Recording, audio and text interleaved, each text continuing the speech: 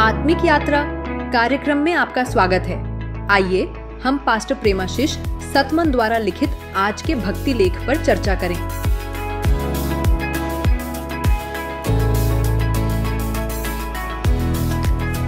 Praise the Lord. आज हम एक बहुत गहरे सवाल पर बात कर रहे हैं। एक ऐसा सवाल जो शायद कई विश्वासियों के मन में कभी ना कभी आता है।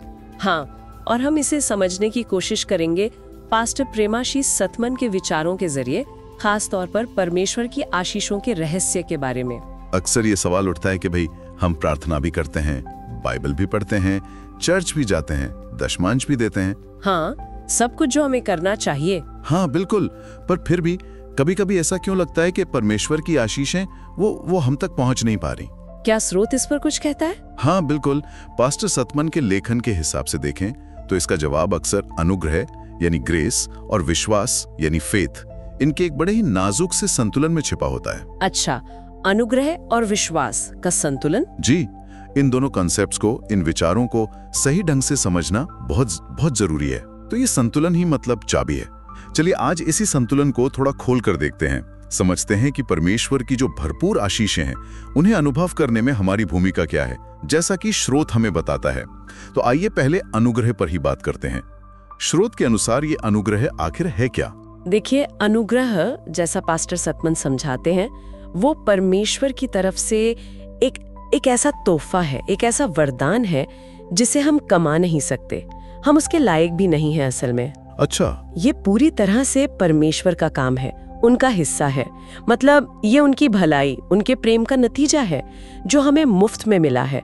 हमारी किसी योग्यता या हमारे किसी काम पर ये निर्भर नहीं करता। ठीक है, तो अगर अनुग्रह परमेश्वर का हिस्सा है, पूरी तरह से उनका दिया हुआ एक तोहफा है, तो फिर इसमें हमारा क्या रोल है, हमारा क्या योगदान है? यहीं पर शायद विश्वास आता है ना? बिल्कुल सही पकड़ा आपने। विश्वास हमारा हिस्सा है। स्रोत विश्वास को कैसे बताता है? परमेश्वर के उस मुफ्त के तोहफे, उस अनुग्रह के प्रति हमारा एक सकारात्मक, एक एक्टिव रिस्पॉन्स है। एक्टिव? हाँ, ये सिर्फ मान लेना नहीं कि हाँ अनुग्रह है, बल्कि उस पर भरोसा करना, उसे स्वीकार करना है जो परमेश्वर ने हमारे लिए पहले ही कर दिया है, हमें दे दिया है। विश्वास वो तरीका है, वो माध्यम है जिससे हम उस अनुग्रह को अपने जीवन में लागू करते हैं। तो अनुग्रह और विश्वास ये दोनों साथ साथ चलते हैं, एक के बिना दूसरा अधूरा है एक तरह से। हाँ, और शायद इफिसियों 2:8-9 इसी संतुलन की तरफ इशारा करता है, जहां लिखा है, क्योंकि विश्वास के द्वारा अनुग्रह ही से तुम्हारा उद्धार हुआ है, और यह तुम्हारी ओर से नहीं वरन परमेश्वर का दान है, और न कर्मों के कारण, ऐसा ना हो कि कोई घमंड करे। बिल्कुल बिल्कुल, ये आयत तो एकदम सीधे तौर पर अनुग्रह और विश्वास को जोड़ती है। ये साफ करती है कि उद्धार और इसी सिद्धांत पर दूसरी आशीषें भी मिलती तो परमेश्वर के अनुग्रह से है, लेकिन उसे पाने का, उसे ग्रहण करने का जरिया हमारा विश्वास है। अच्छा, सीधे शब्दों में कहें तो अनुग्रह वो सोर्स है, वो स्रोत है, और विश्वास वो पाइपलाइन है जिससे वो स्रोत हम तक पहुंचता है। अगर सब कुछ बस अनुग्रह पर ही होता तो शायद दुनिया में हर इंसान अपने आप ही उद्धार पा लेता है ना? क्योंकि परमेश्वर का अनुग्रह तो सबके लिए। हाँ, ये बात तो है। लेकिन ऐसा नहीं होता, क्योंकि हर व्यक्ति को अपने विश्वास से उसे स्वीकार करना होता है। ये तो वाकई सोचने वाली बात है। तो इसका मतलब ये हुआ कि जो आशीषें हैं, जैसे चंगाई है, शांति है, जरूरतें पूरी होना है, जो यीशु ने 2000 साल पहले क्रूस पर हमारे लिए कमा ली, उन्हें आज अपने जीवन में पाने की चाबी हमारे विश्वास में है।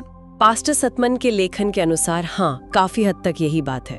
हमारा विश्वास एक पुल की तरह काम करता है। पुल की तरह? हाँ, जो परमेश्वर के अनुग्रह ने जो कुछ भी प्रदान किया है उसे हमारे आज के अनुभव से जोड़ता है।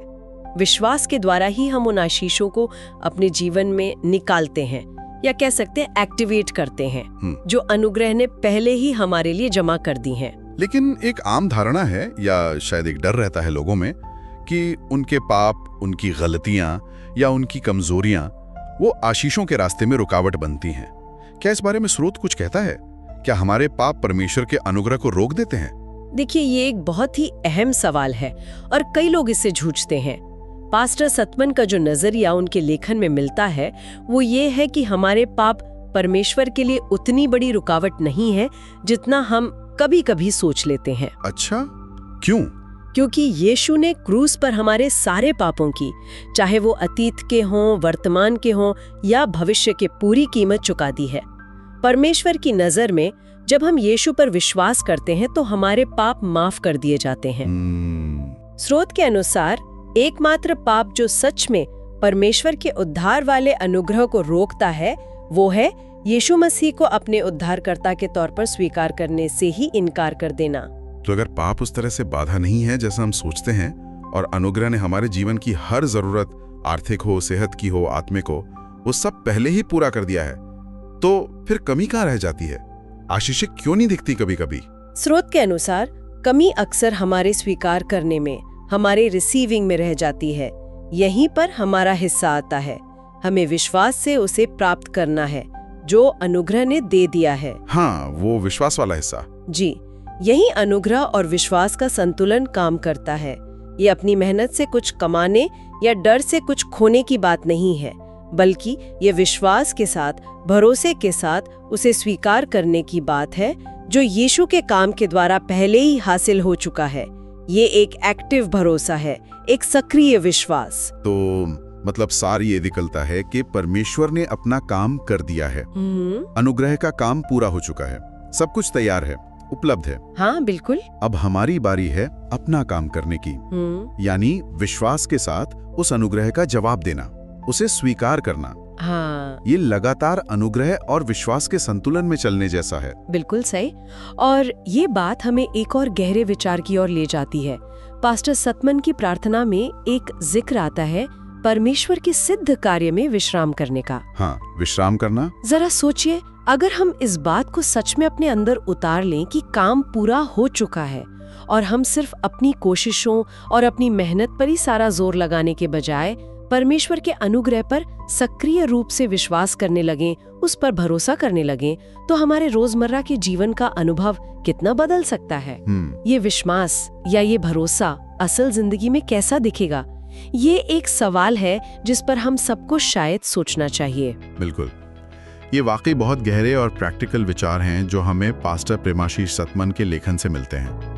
वो परमेश्वर के अनुग्रह और हमारे विश्वास के बीच के इस बेहद जरूरी संतुलन पर बहुत साफ तरीके से जोर देते हैं। आमीन। आमीन। आज आत्मिक यात्रा कार्यक्रम को सुनने के लिए धन्यवाद, जहां हम हर दिन परमेश्वर के वचन पर चर्चा करते हैं। अगर आज का कार्यक्रम आपके लिए आशीषकारी रहा हो तो इसे अपने परिवार और मित्रों के व्हाट्सएप ग्रुप में जरूर साझा करें। कल फिर मिलेंगे। धन्यवाद।